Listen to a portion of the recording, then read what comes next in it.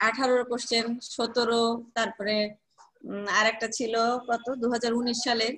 তো আমি কিন্তু কোশ্চেন আমি যখন পড়াই তখন কিন্তু শেষে কোশ্চেন গুলো দিয়ে দিই কোনটা কেমন হবে, হ্যাঁ বলেই দিই প্রশ্নগুলো কেমন হবে।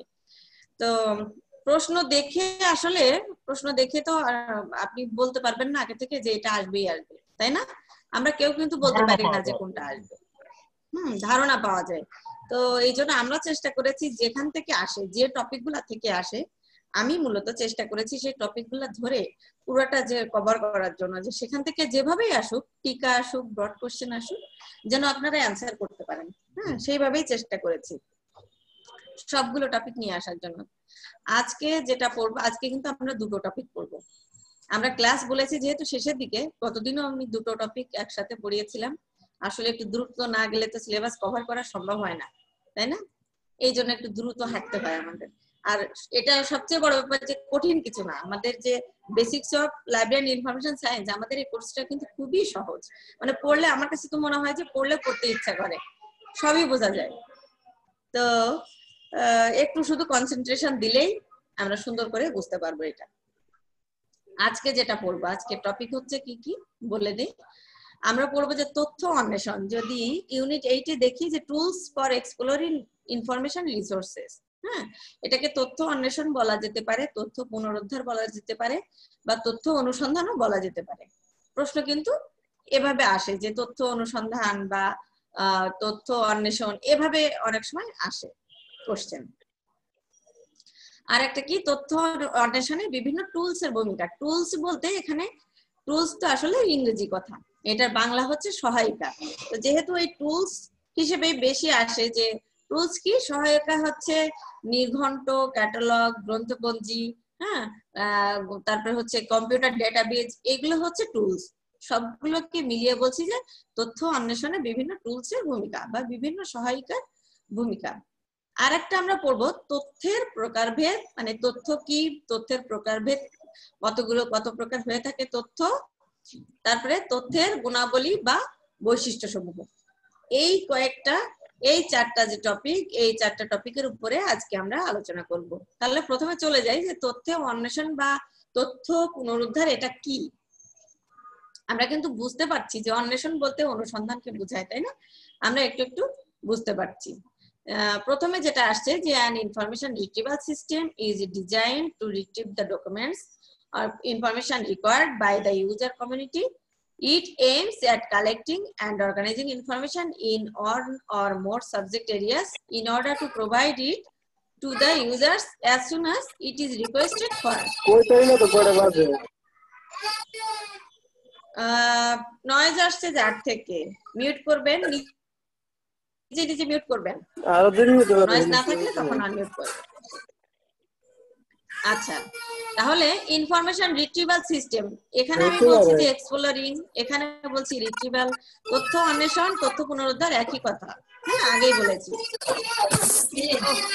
ভীষণ নয়েজ আসছে, আপনি কে আছেন মিউট করেন। Retrieval system is design to retrieve, মানে একটা তথ্য পুনরুদ্ধার সিস্টেম ডিজাইন করা হয়েছে কি জন্য? টু রিট্রিভ মানে তথ্য পুনরুদ্ধারের জন্য, দ্য ডকুমেন্টস নথি অথবা ইনফরমেশন তথ্য, required by the user community মানে যারা ব্যবহারকারী গ্রুপ আছে, যে সম্প্রদায় আছে, তাদের প্রয়োজন অনুসারে। আমরাও তো ব্যবহারকারী, আমরা তথ্যের ব্যবহারকারী। তো আমরা যখন চাচ্ছি এই তথ্যটা যেন সাথে সাথে আমি পুনরুদ্ধার করতে পারি, সেই যে সিস্টেম, এই সিস্টেমটাকে বলছে যে ইনফরমেশন রিট্রিভাল সিস্টেম, তথ্য পুনরুদ্ধার পদ্ধতি। It aims at collecting and organising information. এটার উদ্দেশ্য কি? এইমস এট মানে এটার উদ্দেশ্য কি? সংগ্রহ করা এবং সংগঠিত করা তথ্যকে in on or more subject areas, এক বা একাধিক সাবজেক্ট এরিয়া, একাধিক বিষয়ের উপরে, in order to provide it to the users মানে যারা ব্যবহারকারী আছে তাদেরকে এই তথ্যটাই আবার সরবরাহ করার জন্য, as soon as মানে যত তাড়াতাড়ি সম্ভব, ইট ইজ রিকোয়েস্টেড ফর যখনই এটা পাওয়ার জন্য অনুরোধ করা হয়েছে, যত তাড়াতাড়ি সম্ভব এর ব্যবহারকারীর কাছে পৌঁছানোই হচ্ছে এর উদ্দেশ্য। তাহলে বাংলা যদি করি তাহলে কি আসে দেখি একটু। বলছে একটি তথ্য পুনরুদ্ধার পদ্ধতি ব্যবহারকারী সম্প্রদায়ের দ্বারা নথি বা তথ্য পুনরুদ্ধারের নিমিত্তে পরিকল্পনা করা হয়। এই যে পরিকল্পনা মানে ডিজাইন বা রচনা করা হয়। এর উদ্দেশ্য হলো ব্যবহারকারীর চাহিদার ভিত্তিতে এক বা একাধিক বিষয়ে যত দ্রুত সম্ভব তথ্য পৌঁছে দেওয়ার লক্ষ্যে তথ্য সংগ্রহ এবং সুসংগঠিত করা।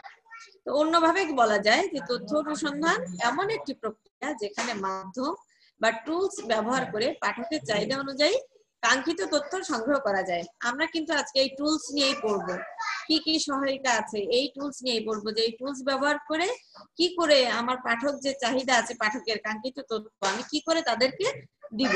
আমার কাছে এসে পাঠক জিজ্ঞাসা করবে যে হ্যাঁ আমি এই তথ্যটা চাই, আমি দ্রুত খুঁজে বের করবো কি কি উপায়, সেই তথ্যগুলো সেই পাবো কোথা থেকে, সেই টুলস গুলা কি, সেটা হতে পারে নির্ঘণ্ট, সেটা হতে পারে ক্যাটালগ, সেটা হতে পারে গ্রন্থগঞ্জি, সেটা হতে পারে অ্যাবস্ট্রাক্ট। সংক্ষেপে তথ্য বা জ্ঞান অন্বেষণে কোনো তাত্ত্বিক বা ব্যবহারিক শিক্ষা ধারণ এবং তার যথাযথ প্রয়োগ হলো তথ্য অনুসন্ধান। মানে এটা বলছে কি আমার কোনো ব্যবহারিক বা তাত্ত্বিক জ্ঞান আছে, আমি সেটা ধারণ করছি, এই শিক্ষাটা আমার আছে, শুধু শিক্ষা থাকলে হবে না, সেটাকে যথাযথভাবে আমি যদি প্রয়োগ করতে পারি তখনই সেটা হবে তথ্য অনুসন্ধান। এবার আসছে যে তথ্য অনুসন্ধানে যে টুলস এর কথা বললাম তাদের ভূমিকা কি। তাহলে দেখি প্রথম যে টুলস আমাদের কাজ করে সেটা হচ্ছে ক্যাটালগ। ক্যাটালগ এমন একটি বস্তু, মানে লাইব্রেরির ক্ষেত্রে সবচেয়ে গুরুত্বপূর্ণ হচ্ছে এই ক্যাটালগ। একটা ক্যাটালগ একটা লাইব্রেরির দর্পণ হিসেবে কাজ করে। আপনি ক্যাটালগ দেখে বুঝতে পারবেন যে ক্যাটালগটা আসলে কি বোঝাচ্ছে, কোন ধরনের লাইব্রেরিকে রিপ্রেজেন্ট করছে। এটা একটা স্পেশাল লাইব্রেরি, এটা একটা পাবলিক লাইব্রেরি, এটা ন্যাশনাল লাইব্রেরি, নাকি এটা কোনো একাডেমিক লাইব্রেরি, ক্যাটালগই আপনাকে বলে দিবে। তো ক্যাটালগ হচ্ছে কি গুরুত্বপূর্ণ দলিল এবং সেই সাথে কার্যকরী তথ্যের উৎস। কেন তথ্যের উৎস, এটাতেও আমাদের তথ্য অনুসন্ধানে কাজে লাগবে। ক্যাটালগ দেখেই কিন্তু আমি প্রথমে একটা লাইব্রেরিতে যখন আমি ব্যবহারকারী হিসেবে যাই তখন আমি প্রথমে যে কি সার্চ করি, ক্যাটালগ সার্চ করি, তারপরে কি ক্যাটালগ থেকে আমি লেখকের নাম পাই, আমি টাইটেল পাই, তারপর সেখান থেকে কল নাম্বার পাই।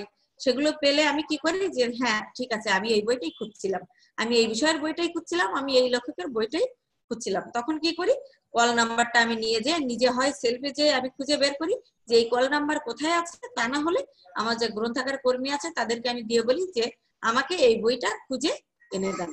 তাহলে ক্যাটালগ কতটা গুরুত্বপূর্ণ।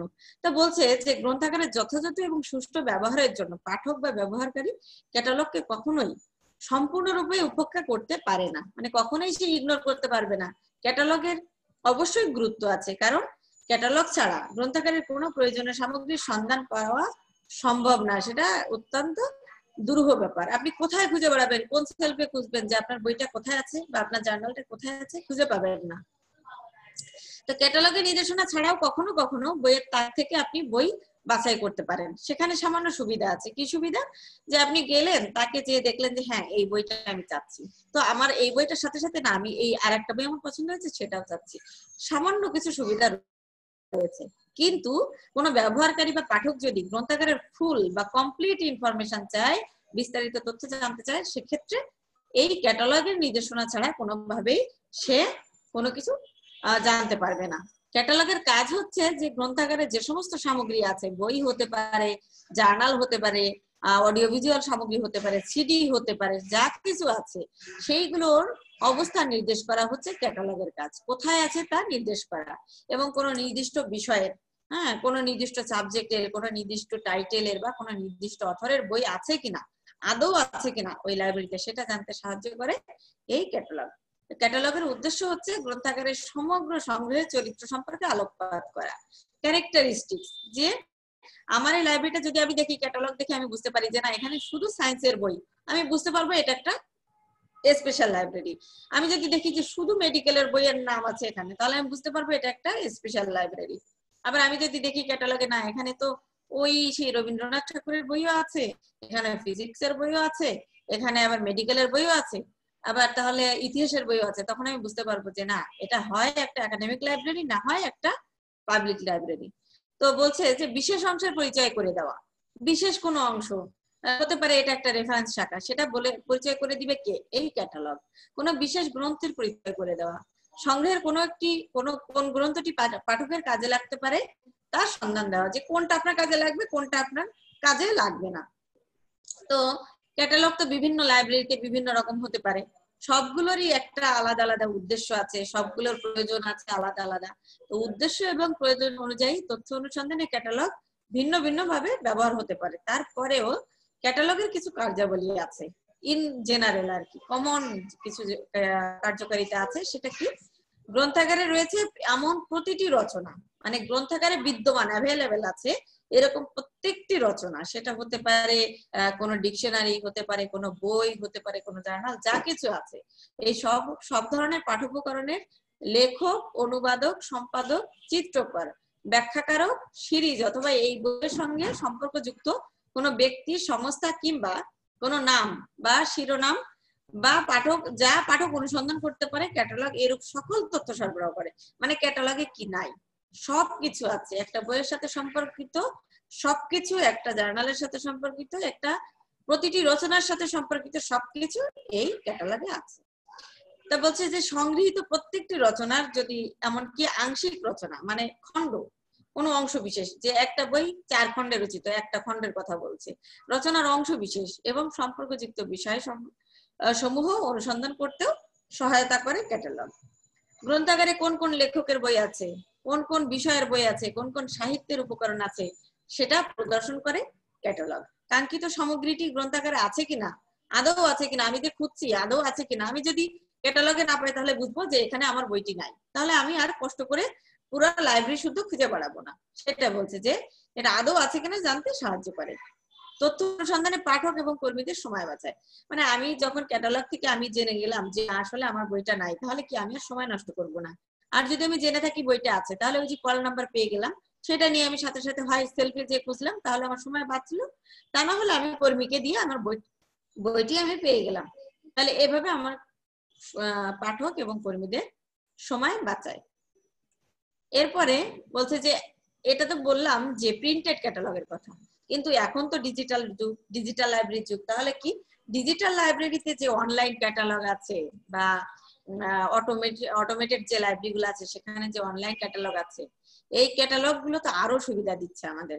আপনি যে শুধুমাত্র ডেটাবেসে সার্চ দিবেন যে আপনার বইটা আছে কি নেই, তাহলে এই সুবিধা আপনি পেয়ে যাবেন যে কাঙ্ক্ষিত তথ্যের অংশ বিশেষের চাহিদাও আপনি অনুসন্ধান করতে পারবেন যে এই লাইব্রেরিতে এই বইটা আছে এবং বইয়ের এই অংশটুকু, এই কি বলে ইউনিট 8, এটা আমি দেখতে চাই। সাথে সাথে আপনি সেই অধ্যায়ে চলে যেতে পারবেন।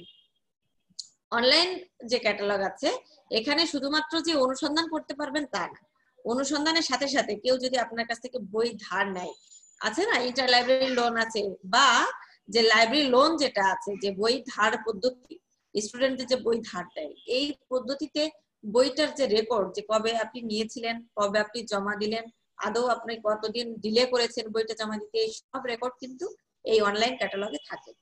তারপরে বলছে পাঠকের নিকট পাঠ সামগ্রীর অবস্থান, মানে রিজার্ভিং, কার কাছে রিজার্ভ আছে বইটা, সেটা আপনাকে বলে দিবে। বা লাইব্রেরি থেকে যে নিউজ লেটার প্রকাশিত হয়, সেগুলো আপনি নিউজ লেটারটাও পাঠকদের দিতে পারবেন। এটা হচ্ছে অনলাইন ক্যাটালগের সুবিধা। ব্যবহারকারীর ব্যবহারিক সুবিধা বিবেচনা করে ক্যাটালগ সম্বন্ধ নির্দেশ করে এবং ব্যবহারকারীদের এক শিরোনাম থেকে অন্য শিরোনামে যেতে সহায়তা করে। মানে একটা টাইটেল থেকে আপনি যদি রিলেটেড অন্য টাইটেলে যেতে চান, সেটাও কিন্তু ক্যাটালগ আপনাকে সহায়তা করে। ক্যাটালগ বইয়ের আখ্যা, উপ-আখ্যা, পৃষ্ঠা পরিচিতি, টিকা সহ সকল ধরনের তথ্য অনুসন্ধানে সুযোগ করে দেয়। এছাড়া আপনি যদি এডিশন দিয়ে খুঁজতে চান যে আমার এই এডিশনের বইটা আমার লাগবে না, আমার 7th এডিশনের বই লাগবে, এবং এর ক্যারেক্টারিস্টিক অনুযায়ী, মানে বৈশিষ্ট্য অনুযায়ী আপনি পছন্দের পুস্তক বাছাইয়ে এই ক্যাটালগ আপনাকে সাহায্য করে। আর একটা সহায়ক আছে, কি সেটা হচ্ছে গ্রন্থপঞ্জি। গ্রন্থপঞ্জি শব্দটির উৎপত্তি কোথা থেকে হয়েছে? এটার ইংরেজি প্রতিশব্দ হচ্ছে বিবলিওগ্রাফি, যেটা মূলত একটা গ্রিক শব্দ বিবলিওগ্রাফিয়া থেকে এসেছে। এটাকে ভাঙলে দুটো শব্দ পাই, একটা হচ্ছে বিবলিয়ন যার অর্থ বই, আর একটা হচ্ছে গ্রাফিয়ান যার অর্থ হচ্ছে লেখা। তাহলে দুটোকে যদি আমি একসাথে মিলিয়ে ফেলি যে বিবলিওগ্রাফি মানে কি, বিবলিওগ্রাফি শব্দের অর্থ হচ্ছে বই লেখা। কিন্তু পরবর্তীতে এই শব্দটি বলতে এর অর্থ কিন্তু আরো ব্যাপক হয়েছে এবং আরো আধুনিক হয়েছে। বিবলিওগ্রাফি এখন শুধু ওই বই লেখার মধ্যে নেই, বই সম্বন্ধে যত ইনফরমেশন আছে সবকিছুকে বোঝাচ্ছে। গ্রন্থপঞ্জিতে কিভাবে লেখা হয় এখানে একটু বলেছি, যে গ্রন্থপঞ্জিতে তালিকাভুক্ত উপকরণগুলি, মানে যে নামগুলো থাকবে, যে বইগুলোর নাম থাকবে সেখানে কিভাবে সাজানো হয়। বর্ণানুক্রমিক ভাবে, মানে অ্যালফাবেটিক্যালি A to Z। প্রথমে এ দিয়ে আমরা যেমন ডিকশনারি সাজাই, ডিকশনারি থেকে অ্যালফাবেট সার্চ করি, A B C D, ঠিক এভাবে কিন্তু বর্ণানুক্রমিক ভাবে এই গ্রন্থপঞ্জিতে এই সাজানো হয় নামগুলি। তারপরে নামগুলো কিভাবে লেখা হয়? নামগুলো লেখার আগে যে সারনেম আছে আমাদের, যেমন আমার নাম যদি হয় পপি মন্ডল, তাহলে মন্ডল কমা পপি, ঠিক এভাবে লিখতে হবে। মানে পদবী বা উপাধি বা উপনাম যেটা আছে সেটাকে আগে লিখে তারপরে নাম বসবে। তারপরে বসবে শিরোনাম, প্রকাশনার স্থান মানে প্লেস অফ পাবলিকেশন, তারপরে পাবলিশারের নাম বসবে, প্রকাশের তারিখ বসবে, পৃষ্ঠা সংখ্যা, এগুলো ধীরে ধীরে এখানে উল্লেখ করা হয়। তার মানে কি না বসে এখানে কিন্তু সবই বসছে। কি হচ্ছে, হ্যাং হয়ে গেল নাকি?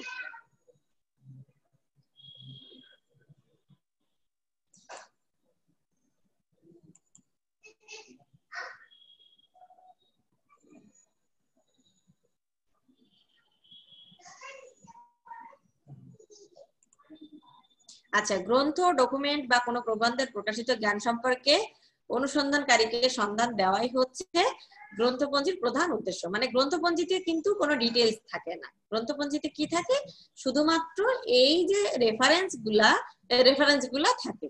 তাহলে যে তথ্য অনুসন্ধান করছে তাকে আমার এই মানে যে প্রকাশিত ডকুমেন্ট আছে এই সম্পর্কিত জ্ঞান দেওয়াই হচ্ছে এই গ্রন্থপঞ্জির প্রধান উদ্দেশ্য। গ্রন্থপঞ্জির সাহায্য ছাড়া কোনো নির্দিষ্ট বিষয়ের উপরে কোনো নির্দিষ্ট লেখকের যে সৃষ্ট কর্ম আছে সেটা জানা কখনোই সম্ভব নয়। প্রতিদিন প্রতি বছর কিছু না কিছু প্রকাশিত হচ্ছে। সারা বছরে যে বাংলাদেশে কি প্রকাশিত হচ্ছে, কোন লেখকের বই প্রকাশিত হচ্ছে, কতজন লেখকের বই প্রকাশিত হচ্ছে, এগুলো কি একটা মানুষের পক্ষে খুঁজে পাওয়া কোনোভাবেই কি সম্ভব? কোনোভাবেই সম্ভব না। তো এই গ্রন্থপঞ্জি দেখলে আমি কিন্তু সবই খুঁজে পাচ্ছি, কোন লেখকের বই কতটা প্রকাশিত হয়েছে, কোন বিষয়ের বই কতটা প্রকাশিত হয়েছে, আমি সবগুলোই খুঁজে পাচ্ছি। তো যারা গবেষক তাদের তো বেশি প্রয়োজন হয় এটা, যে কারণ তিনি ওই বিষয়ে গবেষণা করছেন, তার তো অবশ্যই জানা দরকার যে এই বিষয়ে আগে কি কি গবেষণা হয়েছে, কি কি প্রকাশিত হয়েছে। আমি যদি না জানি, তাহলে আমি যদি ওই একই বিষয়ের উপরে আবার গবেষণা করি, তাহলে তো আমার ওইটার কোনো মূল্য থাকবে না। তাই জন্য আর এর জন্যই কি হচ্ছে যে গ্রন্থপঞ্জি আমাদের খুব সাহায্য করছে গবেষকদের। সে আগে থেকে জানতে পারছে তার বিষয়ে আগে গবেষণা হয়েছে কিনা, কিছু প্রকাশিত হয়েছে কিনা, যদি হয় তাহলে সে অনুযায়ী তিনি তার গবেষণা কর্মটি নির্বাচন করেন। আর এর মাধ্যমে কি হচ্ছে, তার সময় এবং অর্থের অপচয় রোধ হচ্ছে। কারণ আপনি একটা গবেষণা করে ফেললেন, করে ফেলে যদি দেখেন যে না, তাই তো এটা আমার বৃথা সময় নষ্ট হয়েছে, তাহলে কোনো লাভ নাই। আর এর আগে যদি আপনি জানতে পারেন যে না ঠিক আছে এটার উপরে গবেষণা হয়ে গেছে, তাহলে আপনি গ্রন্থপঞ্জি দেখলে আপনার এই সময়ও বাঁচলো, আপনার যে খরচ বা অর্থের অপচয় সেটাও রোধ করা সম্ভব হলো। তো গ্রন্থাগারের পুস্তক এবং অন্যান্য তথ্যপূর্ণ দলিলের ব্যবহার বৃদ্ধি এবং জ্ঞান চর্চা প্রসারে গ্রন্থপঞ্জি ব্যাপক সহায়তা করে। বর্তমানে যে মুদ্রণ যন্ত্রের প্রভূত উন্নতির ফলে এখন তো প্রিন্টার এসছে, তাই না? আমাদের কোনো কিছু আসলে ওইভাবে হাতে লিখতে হয় না।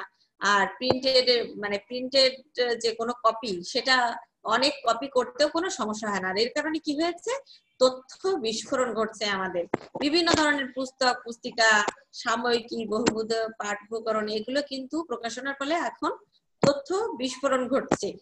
আর এর কারণে আসলে গ্রন্থপঞ্জির বেশি দরকার হচ্ছে। গ্রন্থপঞ্জি আমাদের সাহায্য করছে কি কি ক্ষেত্রে সেটা একটু দেখি। আচ্ছা, আপনাদেরকে একটু শুনতে সমস্যা হচ্ছে কিনা বলবেন। আপনাদের কি শুনতে সমস্যা হচ্ছে? না ম্যাম। আচ্ছা, না ম্যাডাম। গ্রন্থপঞ্জি কি কি কাজ করে? প্রথম যে কাজটা করে সেটা হচ্ছে যে জ্ঞান, বিজ্ঞান, প্রযুক্তির বিভিন্ন শাখার উন্নতির জন্য একান্ত অপরিহার্য হচ্ছে জ্ঞান সম্পর্কিত নতুন তথ্য অতি দ্রুততার সঙ্গে সহজ উপায়ে তথ্য অনুসন্ধানকারীদের জন্য উপস্থাপন করা। এক্ষেত্রে গ্রন্থপঞ্জি গুরুত্বপূর্ণ ভূমিকা পালন করে। যেটাই একটু আগে বললাম যে নতুন নতুন জ্ঞান যে প্রকাশিত হচ্ছে, এই অতি দ্রুত এবং খুব সহজে তথ্য অনুসন্ধানকারী যে সার্চ করছে, সে কোথায় পাবে? সে শুধুমাত্র এই গ্রন্থপঞ্জির সহায়তা নিতে পারে। গ্রন্থপঞ্জির মাধ্যমে নতুন জ্ঞান সম্বন্ধীয় তথ্য পত্র পত্রিকা, সাময়িকী থেকে সংগ্রহ করে গবেষক সমীপে উপস্থাপন করাই হচ্ছে গ্রন্থপঞ্জির উদ্দেশ্য। তাহলে প্রকাশনা জগৎ সম্বন্ধে যে ধারণা দেয়, কে দেয় এই ধারণা? গ্রন্থপঞ্জি ধারণা দিচ্ছে। কাদেরকে দিচ্ছে? পাঠককে বা তথ্য অনুসন্ধানকারীকে সে সহায়তা করছে। আর একটা দেশে যত প্রকাশনা হচ্ছে সমস্ত প্রকাশনার যে রেফারেন্স সেটা তুলে ধরা হয় একটি গ্রন্থপঞ্জিতে। তাই বলছে যে জাতীয় গ্রন্থপঞ্জি একটি দেশের যাবতীয় প্রকাশনা চিত্র তুলে ধরে, তাই তথ্য অনুসন্ধানে এটি একটি গুরুত্বপূর্ণ সহায়িকা। দুটো টুলস আমরা পেয়ে গেলাম। এখন 3 নম্বর টুলসে যাচ্ছি। 3 নম্বর টুলস হচ্ছে নির্ঘণ্ট। নির্ঘণ্ট বলতে যদি বুঝতে অসুবিধা হয় তাহলে আমি বলি যে এর ইংরেজি প্রতিশব্দ হচ্ছে কি? ইন্ডেক্স। ইন্ডেক্স বললে হয়তো আমরা অনেকেই বুঝি, কিন্তু নির্ঘণ্ট বুঝি না। ইন্ডেক্সের বাংলা প্রতিশব্দই হচ্ছে নির্ঘণ্ট। নির্ঘণ্ট কি? এটা হচ্ছে বর্ণানুক্রমিক বা শ্রেণীবদ্ধ তালিকা। এটাও কিন্তু A to Z অ্যালফাবেটিক্যাল যে লিস্ট সেই অনুসারে করা হয়, যার মাধ্যমে নির্দিষ্ট তথ্যটি মূল খণ্ডের কোথায় আছে, কোথায় অবস্থান করছে তা আমরা জানতে পারি। আমরা কিন্তু বইয়ের শেষে আমরা কিন্তু ইন্ডেক্স আমরা দেখতে পাই, সব বইয়ে কিন্তু ইন্ডেক্স থাকে। আমি আমার হাতে যে বইটা আছে সেখানে ইন্ডেক্স আছে কিনা একটু দেখি। এই যে আমি আপনারা দেখতে পাচ্ছেন কিনা দেখেন, আমি যে বইটা পড়াচ্ছি basics of library information science, এই যে কিন্তু বইয়ের শেষে কিন্তু ইন্ডেক্স দেওয়া আছে। দেখতে পাচ্ছেন কিছু টার্মস আছে এখানে, তাই না? এক একটা শব্দ, এই শব্দগুলো আসলে বইয়ের কোথায় আছে এখানে কিন্তু পেজ নাম্বার উল্লেখ আছে। তো বলছে যে কোথায় অবস্থান করছে মূল খণ্ডের, মানে এই বইটার কোথায় অবস্থান করছে সেটা জানায় আমাদের এই নির্ঘণ্ট। According to ALA Glossary of Library Terms, index is a list of topic names etc.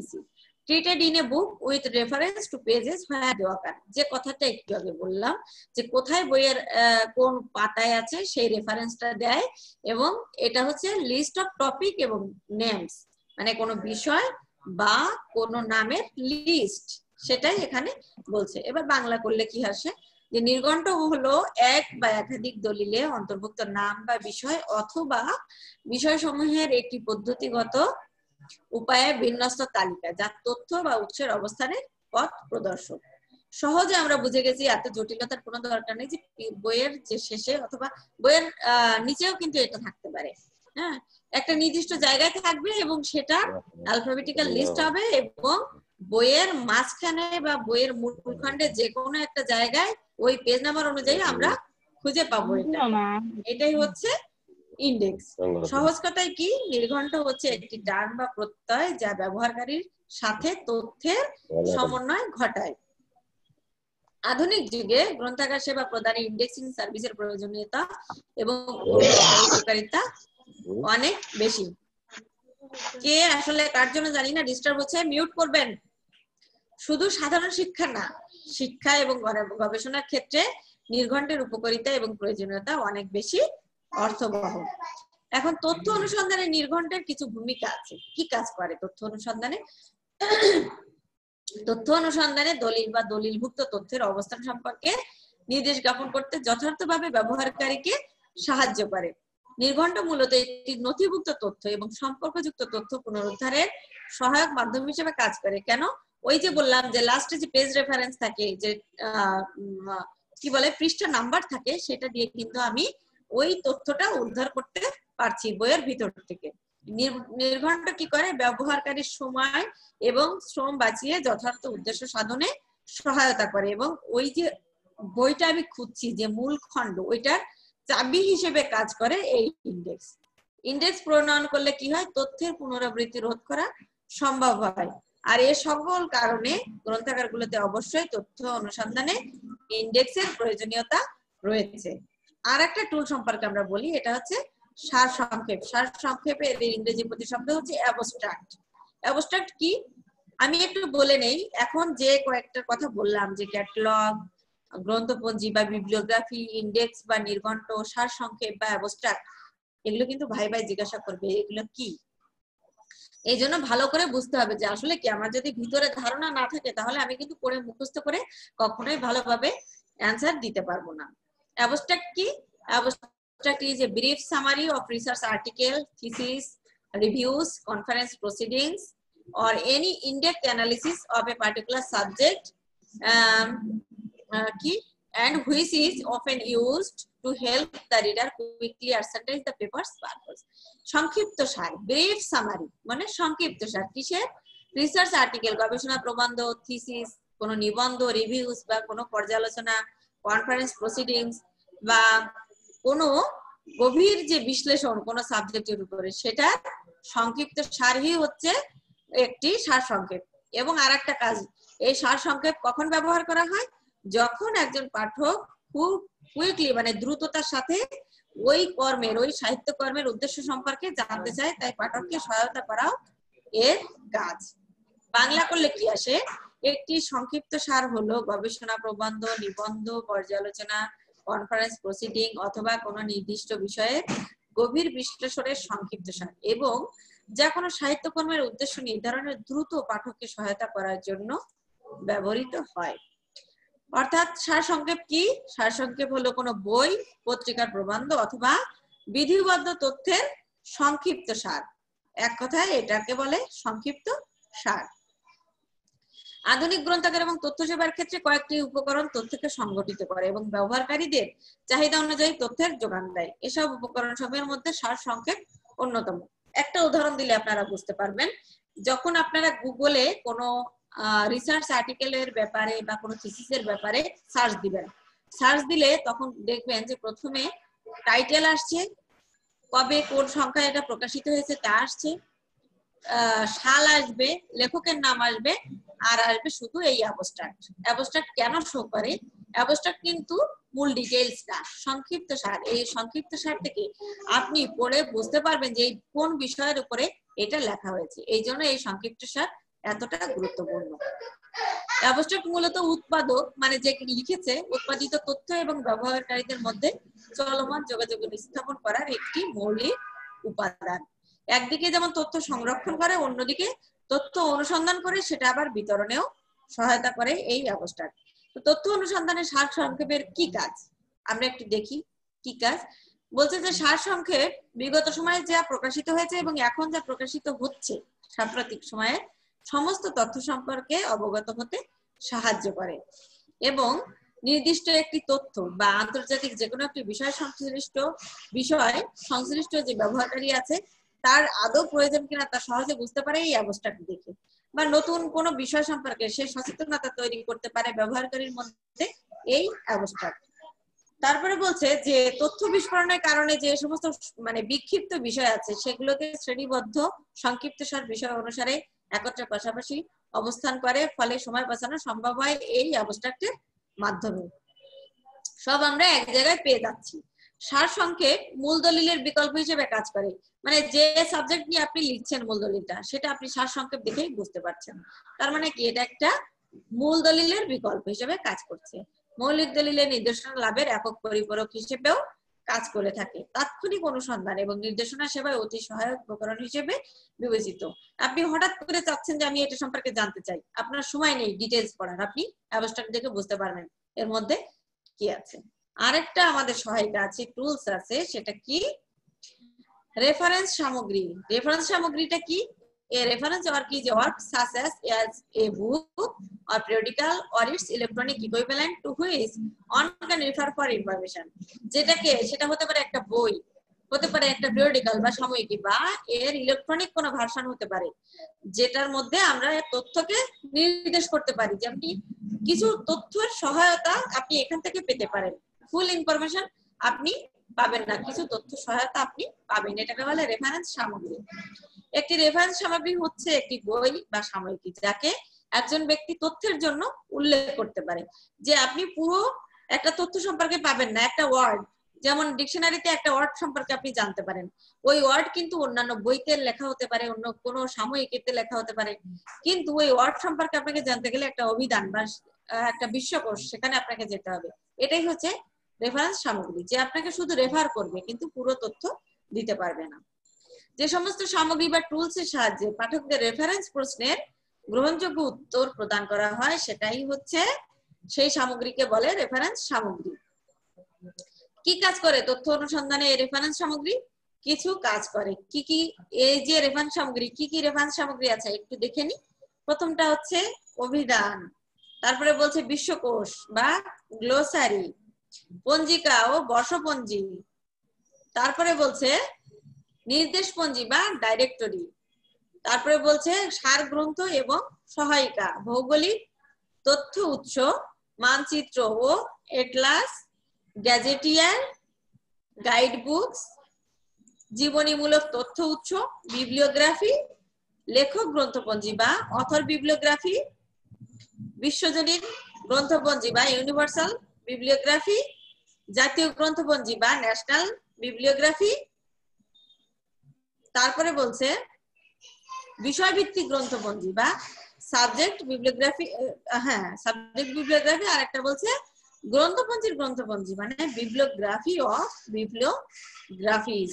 আর শেষেরটা বলছে কি বিশ্লেষণাত্মক ও পাঠ্যভিত্তিক গ্রন্থপঞ্জি। আর একটা কি নির্ঘণ্ট এবং সারকরণ, যেটা বললাম অ্যাবস্ট্রাক্ট এবং যে ইন্ডেক্স, এটাও কিন্তু এই রেফারেন্স সামগ্রীর মধ্যেই পড়ে। আর একটা সামগ্রী আছে যে কম্পিউটার ডাটাবেজ, এটাও একটা টুলস হিসেবে কাজ করে। ডাটাবেজ আমরা এখানে বুঝতে পারছি ডাটাবেজ হচ্ছে অনেকগুলো ডেটার সমন্বয় বা সমষ্টি। তাহলে বুঝতে হবে ডাটা কি। একটু পরে কিন্তু এটা আমাদের খুব গুরুত্বপূর্ণ কাজে লাগবে যে ডাটা কি। ডাটা না হলে তথ্যের সৃষ্টি হবে না। ডাটাই হচ্ছে তথ্যের কাঁচামাল বা ডাটা হচ্ছে ইনফরমেশনের র ম্যাটেরিয়ালস। ডাটা কি? ডাটা হচ্ছে সুনির্দিষ্ট আউটপুট বা ফলাফল পাওয়ার জন্য প্রক্রিয়াকরণে ব্যবহৃত ক্ষুদ্রতম একক সমূহকে ডাটা বা উপাত্ত বলা হয়। ডাটা কেমন? আমি যদি একটা উদাহরণ দিই, ডাটা হচ্ছে ধরেন আমি বললাম 1 2 3 4 5 6 7 8 9 10, এটা হচ্ছে একটা ডাটা। আর আমি যদি এখন বলি 1 থেকে 10 তারিখ পর্যন্ত আপনাদের সাথে আমার ক্লাস আছে, এটা হচ্ছে একটা ইনফরমেশন।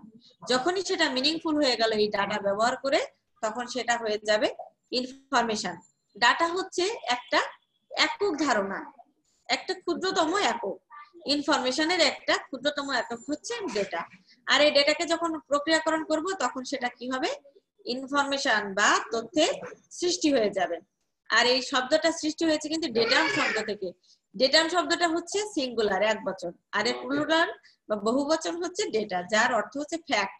ফ্যাক্ট বলতে এখানে ফ্যাক্ট বলতে তথ্যকেও বোঝায়, ফ্যাক্ট বলতে বাস্তব কোনো ঘটনাকেও বোঝায়। তথ্য সংগঠনের আধুনিক পদ্ধতি হচ্ছে ডেটাবেজের মাধ্যমে তথ্য সংরক্ষণ, যেটা আমরা বলেছি যে অনলাইন ক্যাটালগে আমরা কিন্তু ডেটাবেজের মাধ্যমে সার্চ করি। ডেটাবেজ বলতে কি বোঝায়? ডেটাবেজ বলতে সাধারণভাবে ডেটা বা উপাত্তের সংগ্রহকে বোঝায় ডেটাবেজ হিসেবে। তো এখানে একটা সংজ্ঞা দিয়েছি, ডেটাবেজ কে সংজ্ঞায়িত করেছেন ক্যাথলিন এম ক্লুগেল। এর মতে a set of information items formatted into defined structure with additional elements designed to assist retrieval। বাংলায় কি? যে নির্দিষ্ট কাঠামোর মধ্যে আবদ্ধ কিছু তথ্য উপাদানের, নির্দিষ্ট কাঠামোর মধ্যে মানে একটা স্ট্রাকচার থাকতে হবে, আবদ্ধ কিছু তথ্য উপাদানের একটি সংগ্রহকে ডেটাবেজ বলে, যাতে তথ্য পুনরুদ্ধারের জন্য অতিরিক্ত কিছু উপাদান যুক্ত হয়। তাহলে কি কি? ডেটাবেজ হতে গেলে একটা তথ্যের সংগ্রহ সেখানে থাকতে হবে, সেটা নির্দিষ্ট কাঠামোর মধ্যে আবদ্ধ থাকতে হবে এবং যেখানে তথ্য পুনরুদ্ধারের জন্য কিছু উপাদান যুক্ত হবে। তো ডাটাবেজে কি হয়? ডাটাবেজে সফটওয়্যারের সাহায্যে কোনো প্রতিষ্ঠানের ডাটা প্রথমে এন্ট্রি করা হয়, সেখানে একটা নির্দিষ্ট পদ্ধতি থাকে, সেই পদ্ধতিতে বিভিন্ন ফিল্ড তৈরি করে সেখানে ডাটা এন্ট্রি করা হয় এবং সেখান থেকেই নিমেষেই কোনো পাঠক বা কোনো ব্যবহারকারী সেটা ডেটাকে সার্চ করে নিতে পারে। এর মাধ্যমে আবার বিভিন্ন রিপোর্ট তৈরি করা যায়, এছাড়া প্রয়োজনীয় অন্যান্য কাজও করা যায়। বিশেষ করে তথ্য অনুসন্ধানে করতে গেলে যে তথ্য অনুসন্ধানকারীকে ব্যাপকভাবে এই ডেটাবেজ সহায়তা করে। যে আমার একটা লাইব্রেরিতে কি কি সম্পদ আছে তার সমস্ত অনুসন্ধানে, যেমন ক্যাটালগ কাজে লাগে, যেমন গ্রন্থপঞ্জি কাজে লাগে, নির্ঘণ্ট কাজে লাগে, সারসংক্ষেপ কাজে লাগে, রেফারেন্স সামগ্রী কাজে লাগে, তেমন ঠিক সমানভাবে কম্পিউটার ডাটাবেজও কাজে লাগে। বিশেষ করে কম্পিউটার ডাটাবেজ বেশি কাজে লাগে, কেননা এটা আমাদের সরাসরি ওই তথ্যের ভিতরে আমাদের নিয়ে যায় নিমেষের মধ্যেই। বর্তমান তথ্য প্রযুক্তির যুগে ব্যবহারকারীকে রেফারেন্স এবং আধুনিক তথ্য সেবা প্রদানে ডাটাবেজের কোনো বিকল্প নেই। এরই সাথে আমরা কিন্তু একটা টপিক শেষ করলাম, কি? তথ্য অন্বেষণ বা তথ্য অনুসন্ধান কি, তথ্য অন্বেষণে বিভিন্ন টুলসের ভূমিকা। এখন আমরা চলে যাচ্ছি আর একটা টপিকে, যে তথ্য কি। তথ্য কি? তথ্যর একটা সংজ্ঞা দিয়েছে অ্যাকর্ডিং টু উইগের মতে 1997 সালে তিনি একটা সংজ্ঞা দিয়েছিলেন যে information refers to facts and data organised to characterise a particular situation. এর অর্থ হচ্ছে উইক বলছে যে তথ্য হচ্ছে একটি নির্দিষ্ট পরিস্থিতি মানে পার্টিকুলার সিচুয়েশন, একটা অবস্থাকে চিহ্নিত করার জন্য সুসংগঠিত তথ্য এবং উপাত্ত। Information is a meaningful representation of data that has the ability to meet the requirements of the user. তার মানে কি, তথ্য একটু আগে আমি বলেছিলাম এই ডেটা কিন্তু কাজে লাগবে। কিসের কাজে লাগছে? এই ইনফরমেশনকে বোঝার জন্য কাজে লাগছে। ইনফরমেশনের র মেটেরিয়াল হচ্ছে ডাটা। আমি বলে রাখি, এমনও কোশ্চেন হতে পারে যে তথ্য এবং উপাত্তের মধ্যে পার্থক্য কি, বা ইনফরমেশন এবং ডেটার মধ্যে পার্থক্য কি। তখন কিন্তু এই পার্থক্যটা খুবই সূক্ষ্ম। ডাটা কি? ডাটা তো উপাত্ত, যেটা হচ্ছে এই তথ্যের কাঁচামাল বা র ম্যাটেরিয়ালস। আর তথ্য কি? তথ্য হচ্ছে মিনিংফুল রিপ্রেজেন্টেশন অফ ডাটা, উপাত্তের অর্থবহ উপস্থাপনা হচ্ছে তথ্য। That has the ability to meet the requirements of the users. ব্যবহারকারীর চাহিদা পূরণ করার যার সক্ষমতা রয়েছে। তথ্য হচ্ছে উপাত্তের অর্থপূর্ণ উপস্থাপনা যা ব্যবহারকারীর প্রয়োজন মেটাতে সক্ষম। আরেকটু যদি ক্লিয়ার করি তাহলে তথ্য হচ্ছে উপাত্তের সংগঠিত সংগ্রহ যা মানবজাতি সিদ্ধান্ত গ্রহণের জন্য ব্যবহার করে। তথ্য কি? তথ্য হচ্ছে এমন উপাত্ত যা প্রক্রিয়াকরণ শেষে ব্যবহারকারীর নিকট গ্রহণযোগ্য বলে পরিগণিত হয়, যা সংশ্লিষ্ট ঘটনার ব্যাপারে অনিশ্চয়তা দূর করে, মানে যার একটা অথেন্টিকেশন আছে, অনিশ্চয়তা দূর করে। এখন বলি তথ্য কয় প্রকার। মোটা দাগে ব্যবহারের উপর ভিত্তি করে তথ্যকে 6 ভাগে ভাগ করা যায়। প্রথমটা কি? প্রথমটা বলছে ধারণাগত তথ্য। ধারণাগত তথ্য কি? যে আমার ধারণা থেকে, আমার চিন্তা থেকে, আমার তত্ত্ব বা আমার অনুমান থেকে যে তথ্য নির্গত হচ্ছে সেটাই হচ্ছে আমার ধারণাগত তথ্য, যা কোনো সমস্যার ক্ষেত্রে আমাদেরকে গুরুত্বপূর্ণ সিদ্ধান্তের ধারণা প্রদান করে। যেমন একটা যদি উদাহরণ দেই, যে এখন আমার মনে হচ্ছে যে একটা আবহাওয়া বার্তা, আমরা কি করি আগে থেকে শুনি না যে সাইক্লোন হতে পারে, ভূমিকম্প সম্পর্কে অবশ্য আগাম জানা যায় না, যে আমাদের ঘূর্ণিঝড় হতে পারে, যে আমাদের আবহাওয়ার বিভিন্ন বার্তা আমরা শুনে কি করি, আমরা একটা অনুমান করি, একটা ধারণা পাই, এটা হচ্ছে ধারণাগত তথ্য। কিন্তু আমরা কিন্তু শিওর না যে আজ বৃষ্টি হতে পারে, আমরা কিন্তু শিওর না যে আজকে বৃষ্টি হবেই, কিন্তু একটা ধারণা আমরা পেয়ে থাকি। এরপরে বলছে যে গবেষণাধর্মী তথ্য, মানে কোনো গবেষণা পরীক্ষা নিরীক্ষার মাধ্যমে কোনো অভিজ্ঞতা, গবেষণালব্ধ অভিজ্ঞতা থেকে সম্পর্কিত তথ্য বা উপাত্ত যা আমরা গবেষণা থেকে পাই পরীক্ষা নিরীক্ষা করে, সেটাই হচ্ছে গবেষণাধর্মী তথ্য। গবেষণাধর্মী তথ্যের একটা উদাহরণ দিই, যেমন আমরা জানি H2O এটা সমান সমান হচ্ছে পানি। এটা গবেষণা করে কি বেরিয়েছে যে 2 ভাগ হাইড্রোজেন আর 1 ভাগ অক্সিজেন, এই দুটো মিলে হয়েছে পানি। এটা কিন্তু আমাদের গবেষণা ফল, এই জন্য এই তথ্যকে আমরা বলছি গবেষণাধর্মী তথ্য। 3 নম্বরে আমরা বলছি যে উৎসাহ বা উদ্দীপনামূলক তথ্য, যে তথ্য আমাদেরকে যে বিভিন্ন ভাবে কোনো ব্যক্তি বা গোষ্ঠীকে কোনো কিছু পরিবেশন করার ক্ষেত্রে অনুপ্রাণিত করে বা উৎসাহ যোগায় বা উদ্দীপনা যোগায়, সেটাই হচ্ছে উৎসাহ বা উদ্দীপনামূলক তথ্য। এখন যদি আপনাদের বলে কলেজ থেকে যদি বলে যে হ্যাঁ আপনাদের কলেজ থেকে আপনাদের যে লাইব্রেরির কোনো বই ইস্যু করার জন্য কোনো রকম কোনো লাইব্রেরি কার্ড লাগবে না বা কোনো রকম কোনো ফি এর দরকার হবে না, তাহলে আপনারা কিন্তু খুব খুশি হবেন। বা পরীক্ষা দেওয়ার জন্য কোনো ফি লাগবে না, পরীক্ষার ফি মওকুফ করা হলো, তাহলে আপনারা খুব খুশি হবেন। এটা আপনাদের উৎসাহ বা উদ্দীপনা জাগাচ্ছে, তাই এটা হচ্ছে উদ্দীপনামূলক তথ্য। আর একটা কি তথ্য? পদ্ধতিগত তথ্য, মানে আমরা কোনো এক্সপেরিমেন্টের মাধ্যমে ধাপে ধাপে যে তথ্যটা পেয়ে থাকি সেটা হচ্ছে পদ্ধতিগত তথ্য, বা যেটা তদন্ত করে পাওয়া যায়, অর্জিত, প্র্যাকটিসড, মানে চর্চাযোগ্য, কন্ট্রোল, নিয়ন্ত্রিত যে তথ্যগুলো আছে এবং পদ্ধতিগত ভাবে বৈজ্ঞানিক চিন্তা ভাবনার মাধ্যমে যে তথ্য আমরা পাই সেটাই হচ্ছে পদ্ধতিগত তথ্য। কেমন? যেমন আমরা যদি বই ক্রয় করব, আমরা বই ক্রয়ের ক্ষেত্রে আমরা কি করি? বই ক্রয়ের কিছু নির্দেশনা আছে যে আমার চাহিদা আগে আমাকে সংগ্রহ করতে হবে, আমি কি রিকোয়ারমেন্টস, আমার কোন ধরনের বই চাই সেই চাহিদা আগে সংগ্রহ করতে হবে। তারপরে কি করতে হবে? বই নির্বাচন করতে হবে আমাকে।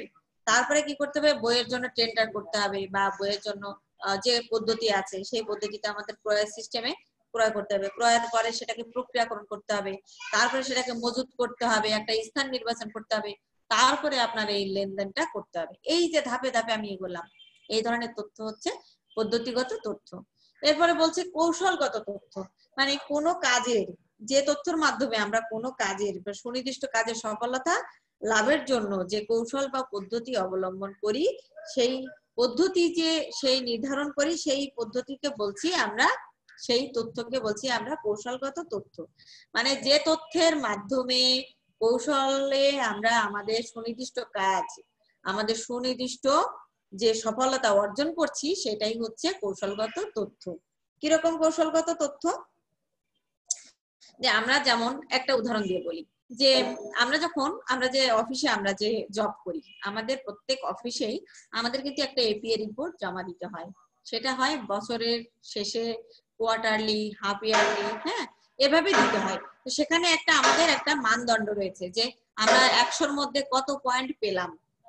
এই যে আমরা কিন্তু কাজ করেই যাচ্ছিলাম, কিন্তু আমাদের মন্ত্রণালয় থেকে বলেছে যে তোমাদের একটা টার্গেট নির্ধারণ করে দিলাম, তোমাদের একটা মার্কিং করে দিলাম, এই মার্কিং এর মধ্যে তোমরা 100-র মধ্যে কত পাবা সেটা তোমাদের উপরে নির্ভর করছে। এই যে একটা কৌশল সিস্টেম, এই যে একটা পদ্ধতি অবলম্বন করা, এই তথ্যটাকে বলছে এই কৌশলগত তথ্য। এরপরে বলছে পরিচালনাগত তথ্য, মানে যে তথ্য বিভিন্ন বিভাগ, একটা সংগঠন বা একটা সংস্থা বা একটা প্রতিষ্ঠানে বিভিন্ন বিভাগকে পরিচালনা করতে বা বিভিন্ন কাজকে পরিচালনা করার জন্য যে তথ্য আমাদের সহায়তা করে, সেটা হচ্ছে পরিচালনাগত তথ্য। যেমন আমি যদি একটা লাইব্রেরিয়ান হই, আমার লাইব্রেরিতে তো অনেকগুলো বিভাগ থাকতে পারে, আমার অ্যাকুইজিশন, প্রসেসিং, রেফারেন্স, সার্কুলেশন, তাই না, রিডিং, বিভিন্ন ধরনের সেকশন থাকে। সেই সেকশনে কি আমি কিভাবে পরিচালনা করব, এই যে তথ্য, এই তথ্যটাকে বলে পরিচালনাগত তথ্য। এখন আমরা আসি যে তথ্যের তো কিছু বৈশিষ্ট্য থাকতে হবে, আমরা তো জানতে হবে যে কাকে তথ্য বলবো আর কাকে তথ্য বলবো না। তো তথ্যের কিছু গুণাবলী বা বৈশিষ্ট্য রয়েছে। প্রথম যে তিনটা বৈশিষ্ট্য, তিনটা ডাইমেনশনে একে ভাগ করা হয়েছে। প্রথমটা হচ্ছে টাইম ডাইমেনশন, মানে সময়ের সাথে সম্পৃক্ত। দ্বিতীয়টা বলছে বিষয়ের সাথে সম্পৃক্ত, বিষয়বস্তুর সাথে, যেটাকে বলে যে কন্টেন্ট ডাইমেনশন, মানে সময়ের সাথে, মানে বিষয়বস্তুর সাথে সম্পৃক্ত। আর একটা হচ্ছে কি ফর্ম ডাইমেনশন, বা অবয়ব বা অবকাঠামোর সাথে সম্পৃক্ত। তো প্রথম যেটা আসি যে সময়ের সাথে সম্পৃক্ত, আমরা দেখি যে কি কিভাবে সময়ের সাথে সম্পৃক্ত একটা তথ্য। প্রথম যে পয়েন্ট সেটা বলছে সময়ানুবর্তিতা বা টাইমলিনেস। একটা তথ্যের সবসময় একটা সময়ানুবর্তিতা থাকতে হবে, তা নাহলে সেটা তথ্য হবে না। এখন আপনার দরকার যে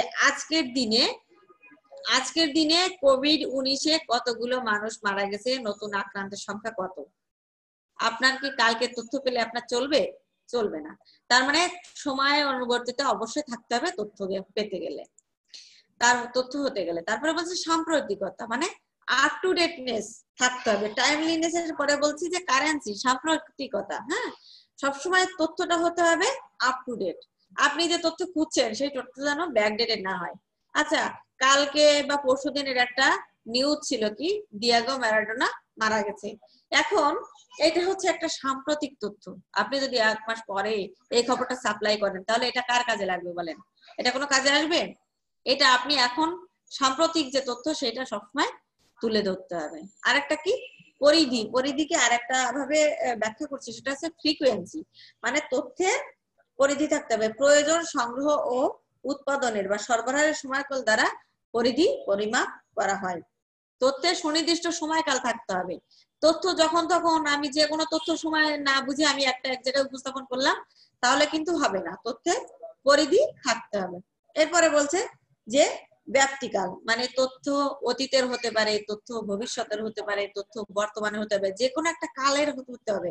তার একটা ব্যাপ্তিকাল থাকবে, যে অতীত থেকে বর্তমান, বর্তমান থেকে অতীত, হ্যাঁ, বা বর্তমান থেকে ভবিষ্যৎ, কিছু একটা টাইমলিনেস, তার ব্যাপ্তিকাল কিন্তু থাকতে হবে, টাইম হরিজন তার থাকতে হবে। কোনো কিছু আপনি আগাম সিদ্ধান্ত নেবেন বা ভবিষ্যৎবাণী, সেটা তো একটা ব্যাপ্তিকাল থাকতে হবে, যে না আমার তথ্য হতে গেলে আমার এই সময়ের মধ্যে এই সময়। যেমন আমি বলি, একটা তথ্য হতে পারে যে আমাদের 2000 মানে ভিশন 2021, যে শেখ হাসিনার যে একটা ভিশন 2021 আছে, যে নির্বাচনী ইশতেহারে তিনি বলেছিলেন যে 2021 সালের মধ্যে আমরা এটা করব।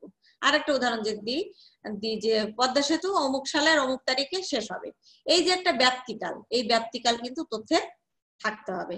আরেকটা হচ্ছে কি উৎপত্তির সময়। তথ্য তো হঠাৎ করে চলে আসে না, তার তো একটা সময় আছে। তার এই উৎপত্তির সময় বা যে অরিজিন, এই অরিজিনটা কিন্তু তথ্যে থাকতে হবে, যে কোথা থেকে উৎপত্তি হলো তথ্যটা, সেই অরিজিনটা কিন্তু থাকতে হবে। দ্বিতীয়টা বলছে কি বিষয়বস্তুর সাথে সম্পর্কিত, মানে যে কন্টেন্ট ডাইমেনশন সেইটা। প্রথম যে পয়েন্ট সেটা বলছে অর্থবহ। একটা তথ্য হতে গেলে অবশ্যই তাকে মিনিংফুল হতে হবে, মিনিংফুল না হলে কিন্তু হবে না। এখন আমি যে একটু আগে একটা উদাহরণ দিয়েছিলাম, তাই না, যে 1 2 3 4 5 6, আপনি কিছু বুঝলেন? কিছুই বুঝতে পারলেন না। আচ্ছা আমি যদি বলি যে 8, আপনারা কিছুই বুঝতে পারলেন না। কিন্তু আমি যদি বলি যে আজকে বা আগামীকাল 8টার সময়, রাত 8টার সময় আপনাদের সাথে আমার একটা ক্লাস নির্ধারিত আছে, তাহলে কিন্তু আপনারা বুঝতে পারলেন। তাই বলছে যে এটা পুরোটাই কমপ্লিট হতে হবে এবং সম্পূর্ণ হতে হবে, অর্থবহ হতে হবে, তা না হলে এটা তথ্য হবে না। যথার্থতা, আমি একটা ইনফরমেশন আপনাকে দিলাম যে কালকে 8টায় ক্লাস হবে, আদৌ কিন্তু কাল 8টায় আপনার সাথে আমাদের কোনো ক্লাস নেই, তাহলে কি হলো? এটার কোনো যথার্থতা নেই, তাহলে এটা কোনো ইনফরমেশনই হবে না। তথ্যের অ্যাকুরেসি থাকতে হবে, সেটা সত্যি বা প্রকৃত ঘটনার সাথে সম্পৃক্ত হতে হবে। আর একটা বলছে প্রাসঙ্গিক। আচ্ছা এখন যদি আপনি আমার কাছে পড়ছেন কি basics of library and information science, এখন যদি আমি এখন আপনাকে বলি যে ক্যাটালগিং থিওরি আপনাকে আমি বলি, তাহলে আপনার কি এই বিষয়ের সাথে এটা মিললো? এই যে অপ্রাসঙ্গিক হয়ে গেল, এরকম হলে আপনার কাছে এটা তথ্য বলে পরিগণিত হবে না, আপনার সাথে প্রাসঙ্গিক হতে হবে। আর একটা বলছে যে সম্পূর্ণতা। আমি যদি বলি যে কি বলে যে আজকে বেড়িবাঁধে কলেজ, কিছুই বুঝতে পারবেন না, আমি সম্পূর্ণ শেষ করলাম না, তাহলে এটা কিন্তু তথ্য হলো না। কিন্তু আমি যদি বলি যে doctor Mizanur Rahman professional college বেড়িবাঁধে অবস্থিত, তাহলে কিন্তু আপনারা বুঝতে পারলেন যে না তাই তো, এটা একটা তথ্য। এই যে সম্পূর্ণতা, এই কমপ্লিটনেসটা থাকতে হবে তথ্যের। আরেকটা বলছে সংক্ষিপ্ততা, মানে আপনি একটু ঘুরিয়ে ফিরিয়ে বললেন যে অমুক জায়গায় অমুক হয়েছে, তমুক জায়গায় তমুক হয়েছে, কিন্তু আপনি যে আসল যে তথ্য সেটাই দিলেন না, তাহলে কিন্তু আপনার কাছে এটা অর্থবহ হলো না। আমি সংক্ষেপে না বলে আমি ঘুরিয়ে পেঁচিয়ে অনেকখানি বললাম, কিন্তু আসল যে উদ্দেশ্য সেটাই আমার ফুলফিল হলো না। আমি সংক্ষিপ্ত করে আমার যে উদ্দেশ্য সেটা আমি বলতে পারলাম না, তাহলে হবে না। তাই বলছে সংক্ষিপ্ত যে কি চাচ্ছি আমি। আরেকটা বলছি যে স্কোপ বা পরিধি, অনেক সময় তথ্য হতে পারে এর পরিধি সংক্ষিপ্ত, কিন্তু এর অর্থ কিন্তু মানে এর কিন্তু একটা ব্যাপকতা রয়েছে। যেমন আমি যদি বলি যে এই যে আজকে যে মহামারী কোভিড-19, এই 19-এর উৎপত্তি কোথায়, তাহলে কিন্তু ব্যাপক বিশ্লেষণ আছে, ব্যাপক চুলচেরা তথ্য উপাত্ত এখানে কিন্তু আসবে। যে কোথায়, কেউ বলবে যে হ্যাঁ চীনের জৈব রাসায়নিক অস্ত্র থেকে, আবার কেউ বলবে যে না এটা হচ্ছে যে মানুষের মাধ্যমে বাদুড় থেকে ছড়িয়েছে। হ্যাঁ, বিভিন্ন ভাবে কিন্তু এটার কিন্তু ব্যাপক পরিধি। এখন আমি যদি বলি যে আগামীকাল 8টায় আইপিএল এর খেলা আছে, তাহলে কিন্তু আইপিএল খেলার সাথে ওই তথ্যের সম্পূর্ণ মানে ওইটার গুরুত্ব ওখানেই শেষ, পরিধি ওখানেই শেষ, খেলা হয়ে যাবে ওখানেই শেষ, এর কোনো ব্যাপকতা নেই। সেটাই বলছে, পরিধি ক্ষুদ্রও হতে পারে ব্যাপক হতে পারে। যোগ্যতা, অনেক সময় মানুষের বা ব্যক্তির বা প্রতিষ্ঠানের দক্ষতা বা কৃতিত্বের উপরও এই তথ্য কখনো কখনো নির্ভরশীল। আপনি একটা বই নিলেন, তার তো একটা নির্দিষ্ট সময়সীমা আছে, আপনি যদি নির্দিষ্ট সময়সীমার মধ্যে বইটা মানে ফেরত দিতে না পারেন, তাহলে এই তথ্যের কোনো যোগ্যতা থাকলো না। আবার আপনি একটা আপনাদের মার্কশিট বা আপনার যে প্রোগ্রেস রিপোর্ট আছে, যে দিনে দিনে যে বাচ্চারা যে স্কুলে গেলে প্রোগ্রেস রিপোর্ট দেয়, এটা তো একটা মানদণ্ড আছে যে আপনি 100-র মধ্যে কত পেয়েছেন, আপনাদের পরীক্ষা হবে 100-র মধ্যে কত পাবেন, সেইটা যে আপনি নির্ধারণ করবেন। এই যে মানদণ্ড অনুসারে কিছু যে যোগ্যতা, ব্যক্তির যোগ্যতা, এটার উপরেও এই তথ্য অনেক সময় নির্ভরশীল। আর একটা বলছে অবয়ব বা অবকাঠামোর সাথে সম্পর্কিত, মানে হচ্ছে ফর্ম ডাইমেনশন যেটা, সেটা সুস্পষ্টতা। তথ্য হতে হবে সবসময় স্পষ্ট। আমি যদি এখন যে কথা বলতে যাচ্ছি সেটা না বলে আমি ঘুরিয়ে ঘুরিয়ে অনেক কথা বলি যেখানে কোনো স্পষ্টতা নেই, ক্লারিটি নেই, তাহলে কিন্তু আমার এটা তথ্য হবে না। তথ্য হতে গেলে আমার অবশ্যই সেখানে স্পষ্ট করে আমার সবকিছু বোঝাতে হবে, সুস্পষ্টতা সেখানে থাকতে হবে, বিস্তারিত হতে হবে। আমি ছোট করে সংক্ষিপ্ত করে বললাম, কিন্তু তার মিনিং, তার যে অর্থ সেটা যেন বিস্তারিত হয়। আমি একটা কথা বললাম যে আগামীকাল ঘূর্ণিঝড় হতে পারে, তো ঘূর্ণিঝড় হতে পারে সবাই বুঝতে পারছে ঘূর্ণিঝড় হতে পারে, কিন্তু কয় নম্বর সতর্কতা সংকেত দেয়া হচ্ছে নদী সমুদ্র বন্দরে, হ্যাঁ, সেটা যদি আমি ভালো করে বিস্তারিত না বলি, তাহলে কিন্তু এটা আমার তথ্য হবে না। আরেকটা বলছে উপস্থাপনা, তথ্যকে এমন ভাবে উপস্থাপনা করতে হবে সেখানে আপনার কিন্তু 3টা জিনিসের দিকে খেয়াল রাখতে হবে। আপনি কার কাছে উপস্থাপন করছেন। আচ্ছা, আপনারা যে এখানে পড়ছেন, আমি আপনাদের সামনে উপস্থাপন করছি, এখানে যদি একজন পিএইচডি হোল্ডারের মতো আমি যদি আপনাদের মনে করি যে আপনারা একজন পিএইচডি হোল্ডার, আমি আপনাদের সামনে ওইভাবে ডেটা, উপাত্ত, তথ্য এইগুলো বিশ্লেষণ করি, আপনারা কি বুঝতে পারবেন? বুঝতে পারবেন না। এখন যদি ফিজিক্সের একটা স্টুডেন্ট যেগুলো বোঝে সেগুলো আপনাদের সামনে উপস্থাপন করি, সেগুলো আপনারা বুঝতে পারবেন? পারবেন না। আপনাদের মতো করে আপনাদের হয়ে আমাকে সেটা উপস্থাপন করতে হবে। তা আমাকে সবসময় মনে রাখতে হবে যে আমি যাকে, আমার যে তথ্য গ্রহীতা, তার দিকে খেয়াল রেখে আমাকে তথ্য উপস্থাপন করতে হবে। আর একটা জিনিস, তথ্য উপস্থাপনের আগে ওই জিনিস সম্পর্কে আমার ধ্যান, আমার জ্ঞান থাকা লাগবে, আমি ওই বিষয়ে জ্ঞানী হওয়া লাগবে। আর একটা কি, আমার ভাষা। আমি যদি এখন লন্ডনে গিয়ে আমি বাংলা ভাষায় তাদেরকে বোঝাতে চাই, তাহলে তারা বুঝবে? বুঝবে না। তাহলে আমাদেরকে ভাষা সম্পর্কেও জ্ঞান থাকতে হবে। আর একটা বলছে যে মাধ্যম, একটা মাধ্যম থাকতে হবে তথ্যের সবসময়। আমি বললাম এই যে একটা মাধ্যমে কিন্তু আমি আপনাদের তথ্য কিন্তু দিচ্ছি, এটা মাধ্যমটা কি? এই মাধ্যম হচ্ছে জুম অ্যাপ। এই অ্যাপের মাধ্যমে অনলাইন অডিও ভিজুয়াল এই অ্যাপের মাধ্যমে আমি আপনাদের কাছে পৌঁছে দিচ্ছি। তারপরে আমার হাতে আছে কি, একটা বই, তাই না? এখানে কিন্তু তথ্য আছে, এই তথ্য আছে, তার মানে কি এটা একটা প্রিন্টেড ম্যাটেরিয়াল, এটা একটা মাধ্যম, যে সেটা প্রিন্টেডও হতে পারে, ডিজিটালও হতে পারে, অডিও ভিজুয়ালও হতে পারে, সব ধরনের তথ্য, সব ধরনের মাধ্যম হতে পারে। এই মাধ্যম কিন্তু থাকতে হবে তথ্য যেতে গেলে। আপনারা পেপার পড়েন না, খবরের কাগজ, খবরের কাগজ হাতে পড়েন, এটা কি প্রিন্টেড? আবার খবরের কাগজ মোবাইলে, ল্যাপটপে পড়েন, সেটা কি ডিজিটাল, ইলেকট্রনিক। এই যে মাধ্যম, মাধ্যম ছাড়া কোনো তথ্য হবে না। 3টা ডাইমেনশনের কথা বলেছিলাম, এর বাইরেও তথ্যের কিছু গুণাবলী আছে। একটা কি, উৎসের ব্যাপারে আস্থা। আচ্ছা, আপনাদের ভালো করে মনে আছে যে যখন রাজ্জাক মারা গিয়েছিল, চিত্র অভিনেতা রাজ্জাক মারা গিয়েছিল, তার আগে কিন্তু ফেসবুকে সরাসরি ছয়লা বয়ে গিয়েছিল কি, যে রাজ্জাক মারা গেছে, তার মারা যাওয়ার আগেই এটা কিন্তু হয়েছিল। তার মানে কি, এটার কিন্তু যে উৎস যেখানে, সেটা কিন্তু অথেন্টিক ছিল না। যে উৎস থেকে এই তথ্যটা এসছে সেটাকে উপরে আমরা আস্থা রাখতে পারি না। এখন যদি আমরা বিবিসি নিউজের শুনি যে না, তাই তো, যে সৌমিত্র চট্টোপাধ্যায় মারা গেছে, তাহলে ডিয়েগো ম্যারাডোনা মারা গেছে, তাহলে কিন্তু এই তথ্য আমাদের কাছে আস্থাভাজন হবে। তাই বলছে উৎসের ব্যাপারে আস্থা থাকতে হবে। যেখান থেকে আমি তথ্য পেলাম তাহলে কিন্তু হবে না। তারপরে বলছে ব্যক্তির সাথে যোগাযোগ, তথ্য কিন্তু বিভিন্ন ভাবে যোগাযোগ হইতে পারে। যেমন আপনারা অনেক সময় কি করেন, সাবলেট, টুলেট, বাসা ভাড়া এগুলো খুঁজতে যান, ম্যাচ খুঁজতে যান তো খুঁজতে গেলে কি করেন, ভাই অমুক নাম্বার বাসাটা কোথায় বলতে পারবেন? এই যে আপনি তার সাথে এই যে কথোপকথন করলেন, এটা কিন্তু একটা তথ্যের উৎস, যোগাযোগ। আবার আপনি কি করলেন, আপনি টেলিফোনে বন্ধুদের সাথে কথা বলেন যে ভাই কেমন আছেন, বা এই জানেন পরীক্ষা কবে, এই যে একটা তথ্যের যে যোগাযোগ আপনি করলেন। আবার এমন ভাবে হতে পারে যে আপনি বলছেন যে একটা সভা বা একটা সেমিনার, এখানে আপনি অংশগ্রহণ করলেন, সেখানে যে কার্যপত্র থাকে বা একটা স্মারক, একটা চিঠি আপনি লিখলেন, সেটাও যোগাযোগ হতে পারে। একটা প্রতিবেদন বা অন্যান্য বিভিন্ন ভাবে কিন্তু ব্যক্তির সাথে আপনার এই তথ্যের যোগাযোগ হতে পারে।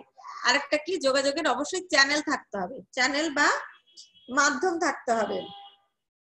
যে কনফারেন্স, ভিডিও কনফারেন্স হতে পারে, এই যে আমি ভিডিও কনফারেন্সের মাধ্যমে আপনাদের পড়াচ্ছি, বা ধরেন যে একটা রিপোর্ট, একটা প্রতিবেদন, হ্যাঁ, আমরা যেমন বার্ষিক প্রতিবেদন দেই, বা আমরা হচ্ছে অডিও ভিজুয়ালি কথা বলি, বা আমরা মুখোমুখি ব্যক্তিগত সাক্ষাৎকার নেই, এই যে বিভিন্ন চ্যানেলে আমরা যোগাযোগ করি, সেটাকে বলছে যোগাযোগের চ্যানেল।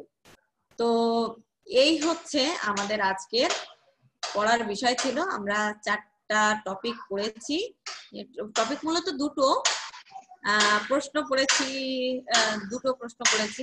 সেটা কি, একটা হতে পারে কোশ্চেন এরকম যে তথ্য অন্বেষণ কি বা তথ্য অনুসন্ধান কি, তথ্য অন্বেষণে ক্যাটালগ, গ্রন্থপঞ্জি, নির্ঘণ্ট ও কম্পিউটার ডেটাবেজের ভূমিকা আলোচনা করো। আমি কিন্তু এখানে একটা জিনিস, এই যে সার সংক্ষেপের কথাও আসতে পারে, বা এই 3টাও আসতে পারে, যে ক্যাটালগ, গ্রন্থপঞ্জি, নির্ঘণ্টের ভূমিকা, বা এরকম আসতে পারে যে কম্পিউটার ডেটাবেজ, গ্রন্থপঞ্জি, নির্ঘণ্ট, সার সংক্ষেপের ভূমিকা, ঘুরে ফিরে আসতে পারে কিন্তু। হ্যাঁ, তথ্য অনুসন্ধান এটা কিন্তু একটা গুরুত্বপূর্ণ কোশ্চেন, কারণ বেশ কয়েকবার আমি দেখেছি এটা এসছে, এবং আমার মনে আছে 2018 সালে ওই কোশ্চেনটা এসছে। একটা গুরুত্বপূর্ণ কোশ্চেন টপিকটা। তো ডিটেইলসে পড়ালাম, আপনাদের বুঝতেও পেরেছেন। তো এটা পড়বেন। আর আরেকটা প্রশ্ন হতে পারে পরে যেটা পড়ালাম যে তথ্য কি, তথ্যের প্রকারভেদ উল্লেখ করো, তথ্যের গুণাবলী বা বৈশিষ্ট্য সমূহ আলোচনা করো। এটাও একটা কোশ্চেন হতে পারে। হ্যাঁ, তো আমরা নিশ্চয়ই বুঝতে পেরেছি। আর একটা এর সাথে জুড়েও হয়তো দিতে পারে যে তথ্য এবং উপাত্তের মধ্যে পার্থক্য কি, সেটাও কিন্তু আমরা দেখে এসেছি যে তথ্য কি আর উপাত্ত কি, তাই না? আমরা প্রশ্ন আসলে কিন্তু লিখতে পারবো। তো বোঝা গেছে নিশ্চয়ই, আশা করছি। তারপরে তাহলে আমি আমার আজকের মতো পড়া এটুকুই ছিল। আমি এরপরে কোশ্চেনে চলে যাব, কোশ্চেন অ্যান্সারে। কারো যদি কোনো কোশ্চেন থাকে এটা সম্পর্কে তাহলে আমার কাছে কোশ্চেন করতে পারেন।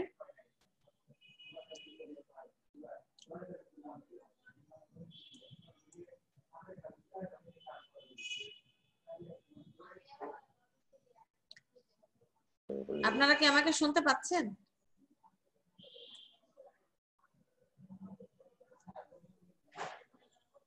জি ম্যাডাম। জি, যদি আপনাদের কোনো কোশ্চেন থাকে তাহলে কোশ্চেন করতে পারেন। আমি আসলে খুব দ্রুততার সাথে যাচ্ছি, আমাদের এমনি 9টা বেজে গেছে, এখন তাড়াতাড়ি যদি কোনো কোশ্চেন থাকে দ্রুত করবেন।